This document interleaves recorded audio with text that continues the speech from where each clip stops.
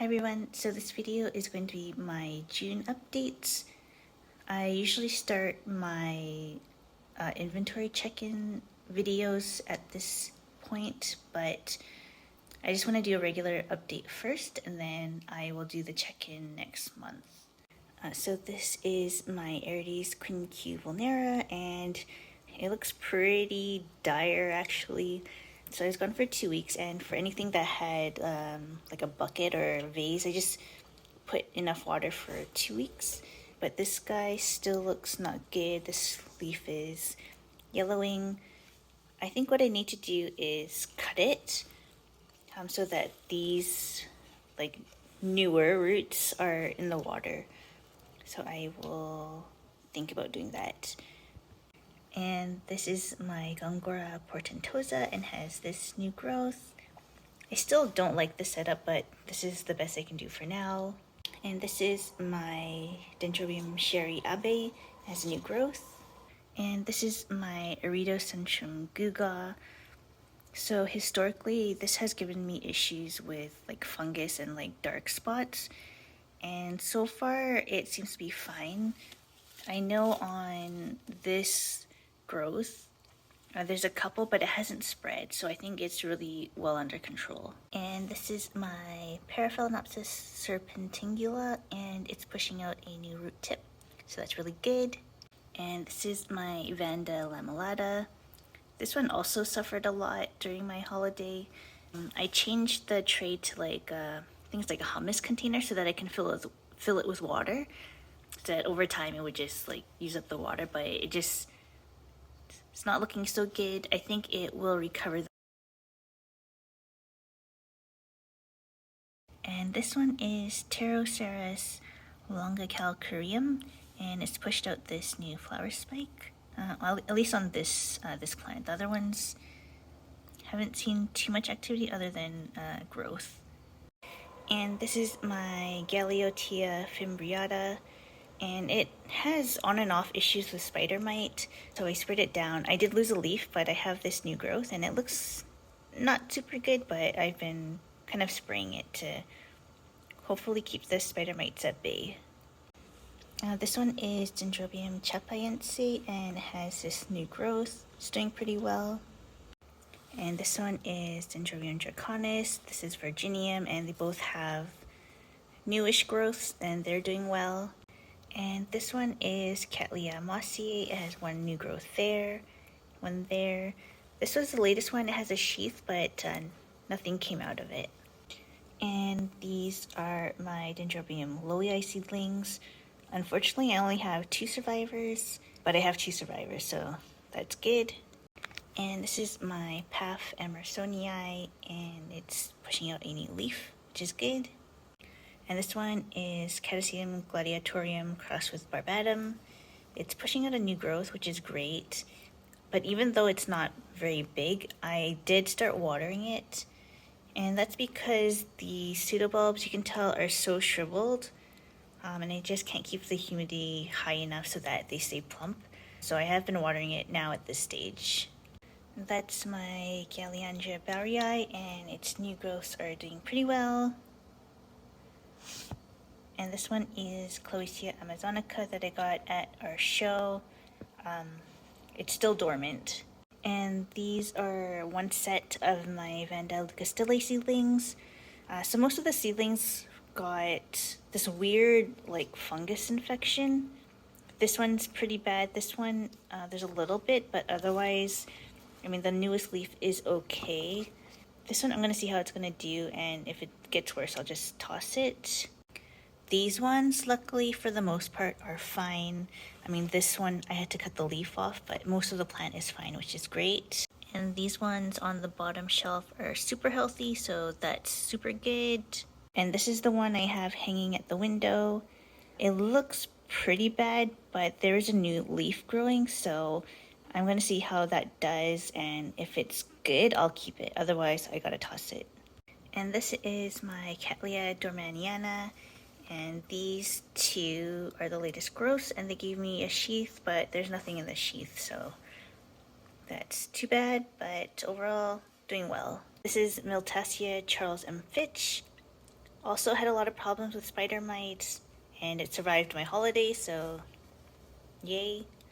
I have been spraying it to keep the spider mites at bay, and this new growth looks okay so far. And this is my Cloecia Rebecca Northern, and it's officially out of dormancy. I've been watering it.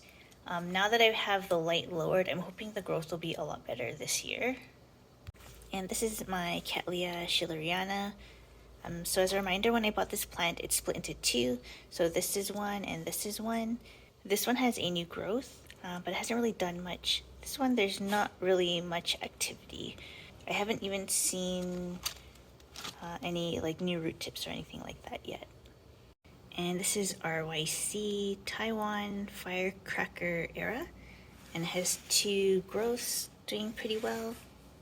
This is my Paraphal longicalcareum on the Kulogs, doing pretty okay.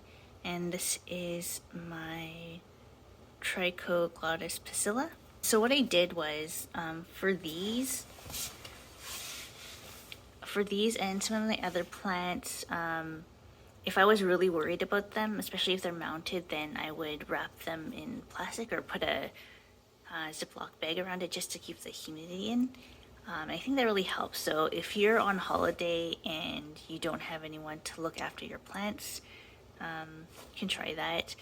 There's always risk of rot, but it's either going to rot or it's going to dry out. So I took the risk and it was fine for this plant. I'll show you my other plant that really did well with that. And this is my Aeridocentrum miniatum, and there's not much to say about the plant itself other than I will probably get rid of it at the next meeting. There's nothing actually wrong with it, but I am kind of getting bored of it, and it will help me clear up some space, so I think someone else will have a chance to enjoy it. And this is my Dendrobium Sherry, and this is also one that I had put in a plastic bag, and it actually really liked it when I was gone. It pushed out this growth, and this plant pushed out this growth here. This one doesn't look super great. It's all yellow, but yeah, so this one actually grew while I was away. That kind of tells me that I should probably get a humidifier for this area. I don't think this area has enough humidity for this plant specifically. It does okay, but I'd like it for it to do better. So this is my Phalla javanica, and last time it had a really gross leaf.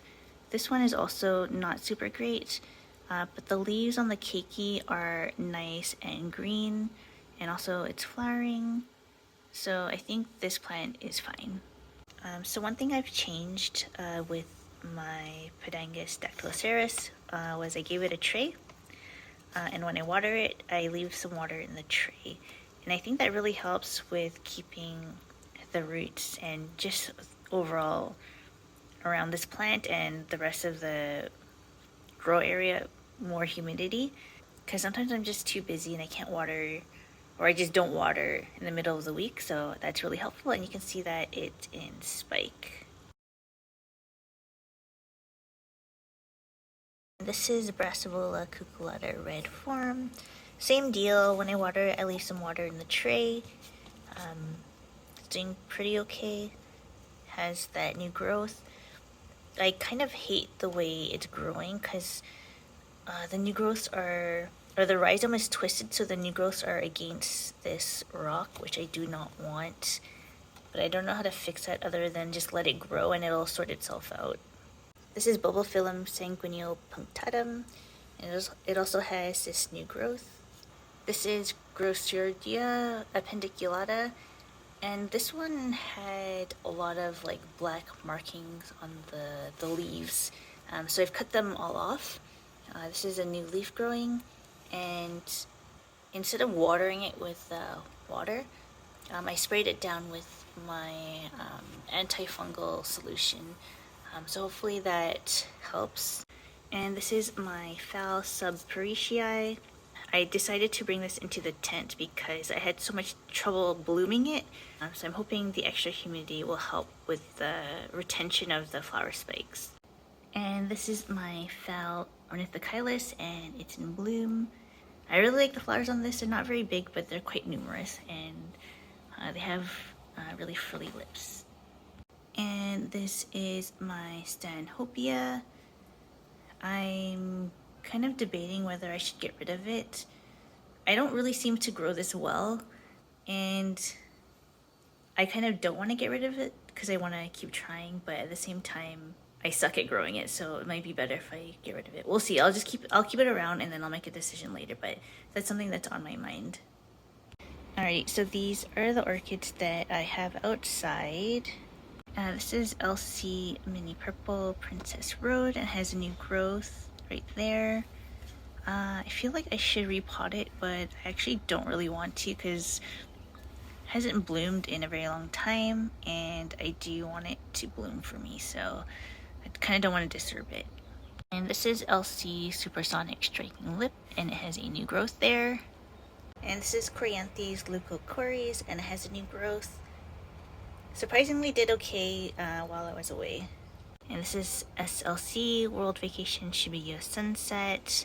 There's a new growth at the bottom here, which is kind of annoying, so I just cut this away. And then there is another new-ish growth, this one. I'm kind of debating whether I should get rid of this. I've had it for so long and it's done meh for me.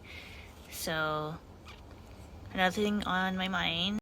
And this one is RLC Durgan. As you can tell, even though I have a shade cloth, it's still burned. Not very good at moving my plants outside. But anyway, I think there's a new growth at the bottom. I have to cut it open and see. It's underneath the rim of the pot. Okay, so I did cut it open and it is a new growth. My concern is that because the sun is coming from one direction, even though it's super bright, I think it's gonna grow crooked. So, question for anyone watching, should I leave it outside or should I bring it under the artificial lights? Or should I put it outside but closer to, the balcony railing, so it's has a bit more direct sun? My concern with that is that it's gonna burn more and I don't have another shade cloth. Yeah. And last one that I almost forgot about, this is Epidendrum gastropodium, and the leaves have fallen off, and that's because it has spider mites, so I sprayed it and it's currently isolated.